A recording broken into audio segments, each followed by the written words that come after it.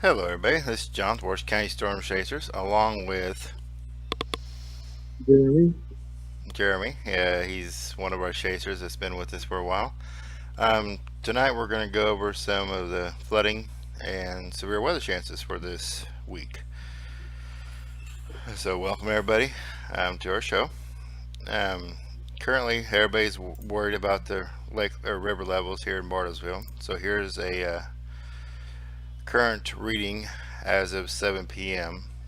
And the forecast. It's forecasted to hit 18.7 feet Monday and pretty much stay at that level. We are expecting rain on Tuesday, so we're hoping we don't get a whole bunch of that.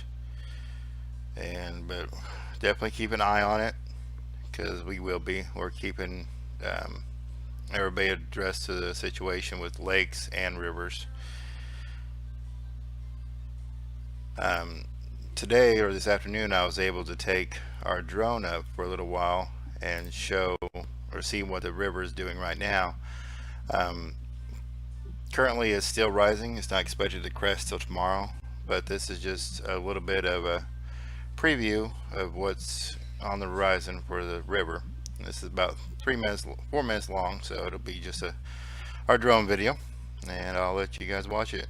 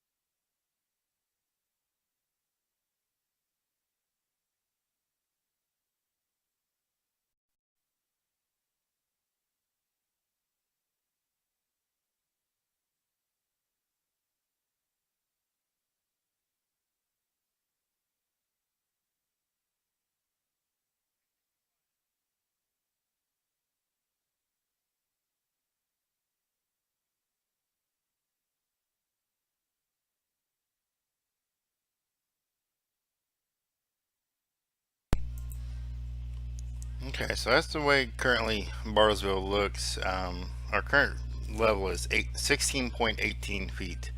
It's expected, like I said, to go up to 18 by tomorrow. So a lot of this video where there's a little bit of land, there won't be by tomorrow. So, speaking of flooding, Jeremy today was able to go down to Sand Springs, I believe, and help out some people. So why don't you tell us about that, Jeremy?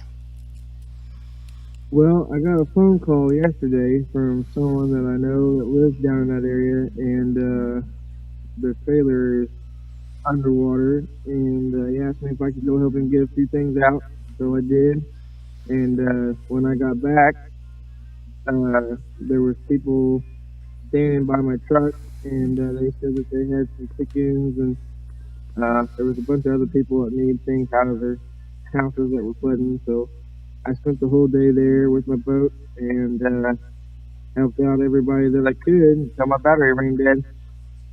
But we saved, like, I couldn't tell you how many chickens, a lot, and some horses, some cattle, some llamas, packers. All right. So Well, that sounds like a good, interesting time. Um, so was the floodwater still rising whenever you were down there? when I got there this morning, there was a couple of the roadblock signs that were on the road, and you could see the majority of them, at least the top rail. And by the time I left, there were two of them that were already underwater. So the water was coming up, and it's getting pretty swift in certain areas. If you didn't have a good boat with a good towing motor, you couldn't even get down in there because it would just take you downriver. Okay. It was just right off of the river. So I know up here in Bartlesville they talk about the 100-year flood and 5-year, 100-year flood or whatever have you. I mean, granted, we don't expect it to be as bad as it was in '86, but just because they called it a 100-year flood, that doesn't mean that it only happens once every 100 years. So I found a video that kind of explains it a little bit better to what that means. So here's about a minute long video, and it'll kind of explain what that means.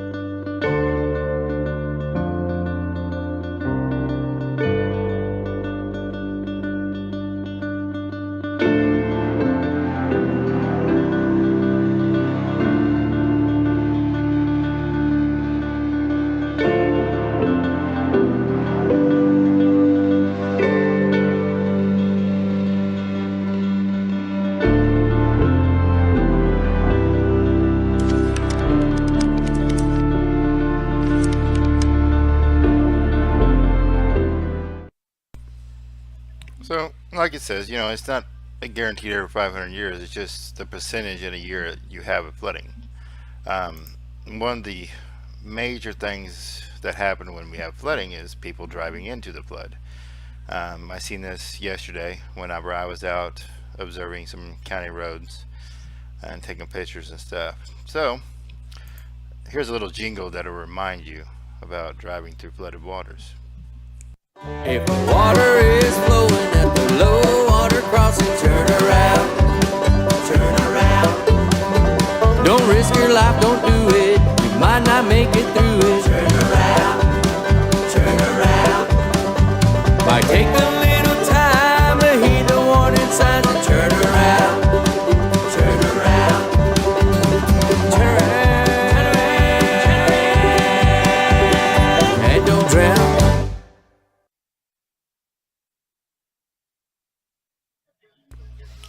Anyways, there's our little jingle. Did you like that jingle, Jeremy? Yeah, pretty cool. Um, so anyways, that's enough about what we have currently going on with flooding. we have another threat coming up Tuesday currently for some severe weather. So let's go ahead and jump into the forecast. This is currently the outlook for tonight. There's a possibility some of the storms out west could reach our area, but they should be below severe limits, just giving us a rain and maybe a few strong storms, but it shouldn't be nothing like it was last night when the tornadoes and stuff like that were hitting the Tulsa area and northeast Oklahoma. So with that being said, we're going to go ahead and go to our Tuesday outlook. This is for northeast Oklahoma. We're underneath an enhanced risk here in Bartlesville and Tulsa along I-44 and to the north. You have a slight risk to the south. Muskogee, Fayetteville, Fort Smith, McAllister, and then Hugo area has general thunderstorms. For this being pretty far out, enhanced risk, I mean, we need to take this seriously and keep an eye on it. All of our spotters will probably be out Tuesday afternoon, and well, it'll be Tuesday evening time frame currently, and we'll be keeping an eye on it. But I understand we've been going through a lot of rounds of severe weather, and sometimes people get complacent and just ignore it. You don't want to do this with severe weather. I mean, granted, we've had a lot of it lately, but you know, this is another round. Hopefully after this round we'll take a break as far as severe weather, but as of right now we just need to keep an eye on Tuesday. Again, flooding will become a concern as some of these storms will dump a lot of rain in small areas, kind of like we did last week. So hopefully it's not as much rain, but it's something that we definitely need to keep an eye on. So anyways, this, like I said, we got another chance coming up Tuesday, and hopefully after that we can take a break and kind of dry out, at least I hope. So anyways, we had a question of how much longer till the waters from up north affect us. They're currently, if you live in the Caney River area, they're affecting us right now. And Copan and Hewlett are kind of holding them back, at least trying. This would be a lot worse if those dams weren't there. Now, as far as if you're in northeast Oklahoma, Neosho, and the Burgerist, they are continuing to rise. Coffeyville's rising, and some of the other areas are still rising because of all the rain Kansas got the other night. So if you live in those areas you'll definitely need to watch. The Caney is going up, but it's a control up.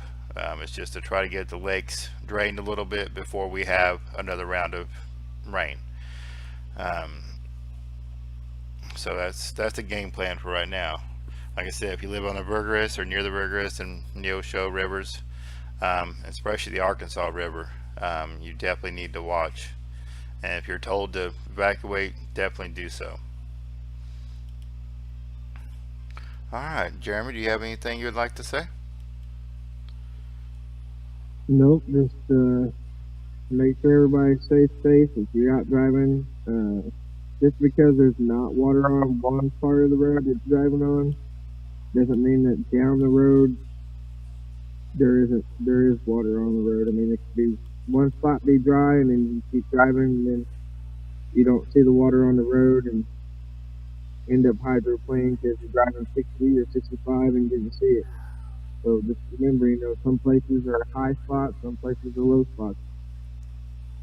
Okay, so anyways, I'm gonna go back to the river levels forecast, because this is everybody's talking about this. Earlier this week we had rumors that it was going to be worse than 86 and so on. It's not projected to do that right now. It's projected to get to 18.7 feet tomorrow, and it's projected to stay that way at least through Thursday, probably into Friday. This map goes, or this forecast goes to Thursday 8 p.m. So right now you want to continue to monitor it, especially if we get a whole bunch of rain on Tuesday. So that's, I mean, you just need to watch it and keep an eye on it, especially if you live near the river or any floodplain in this area. My mother lives in a floodplain, so usually if the river gets up to 22, 23 feet, then we have to worry about the house flooding. So definitely want to keep an eye on it. Um, and don't drive into it, especially don't go around any barricades, as some people do and have seen. So, anyways, we'll go ahead and wrap up today's show, and I'll answer any questions on the chat room that we might have that I didn't get to, and we'll see y'all next week, maybe a little bit earlier. We'll talk to y'all later.